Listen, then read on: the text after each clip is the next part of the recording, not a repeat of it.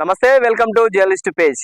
మిత్రులారా, ఈ రోజుల్లో ఎక్కడ పడితే అక్కడ చిన్న విలేజ్ అని చూడకుండా లేదా చిన్న టౌన్ అని చూడకుండా పెద్ద పెద్ద సిటీలో ఎక్కడైనా చాలా చోట్ల మనకు కనిపిస్తున్నాయి ఇలాంటి వెంచర్లు. అయితే చాలా మంది కూడా వెంచర్లలో స్థలాలు కొని ఇల్లు కట్టుకోవడానికి కూడా చాలా కొంచెం ఉత్సాహం చూపిస్తున్నారు ఈ మధ్య.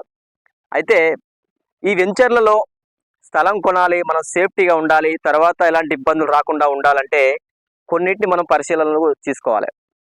అదేంటంటే ఎల్ఆర్ఎస్, ఈ లేఅవుట్ రెగ్యులరైజ్ స్కీమ్ ఒకటి, టీటీసీపీ అనుమతి ఒకటి అనేవి పరిశీలించుకోవాలి.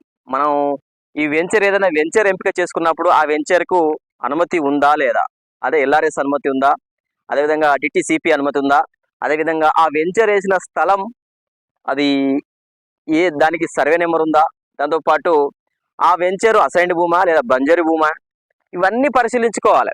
ఒకవేళ అసైన్డ్ భూమి అయితే అది ఎవరి నుంచి కొన్నారు, అది ఎవరిచ్చిరు, అసైన్డ్ భూమికి బంజరు భూములకు తిరిగి గవర్నమెంట్ వాటిని స్వాధీనం చేసుకునే అవకాశం ఉంటుంది భవిష్యత్తులో.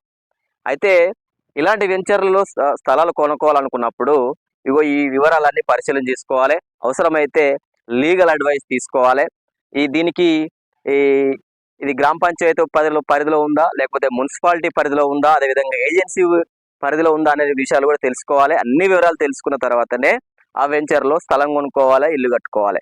లేకపోతే తర్వాత చాలా ఇబ్బందులు తలెత్తుతాయి.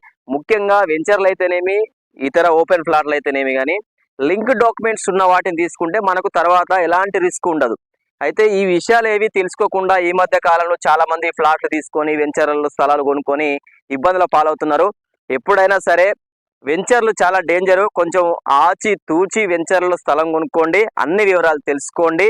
ఈ మధ్య కాలంలో గత 10 సంవత్సరాలుగా ఈ ధరణి పోర్టల్ వచ్చిన దగ్గర నుంచి ఈ వెంచర్లు విచ్చలవిడిగా ఎక్కడ పడితే అక్కడ వేస్తున్నారు. అనుమతులు లేకుండా కూడా వెంచర్లు వేస్తున్నట్టు కూడా మనం మీడియాలో కథనాలు చూస్తున్నాం. కాబట్టి మిత్రులారా, ఇలాంటి వెంచర్లో అయితేనేమి, ఓపెన్ ప్లాట్లో కూడా మనం స్థలాలు తీసుకోవాలనుకున్నప్పుడు కొంచెం జాగ్రత్తగా పరిశీలించుకొని తీసుకోవాలి.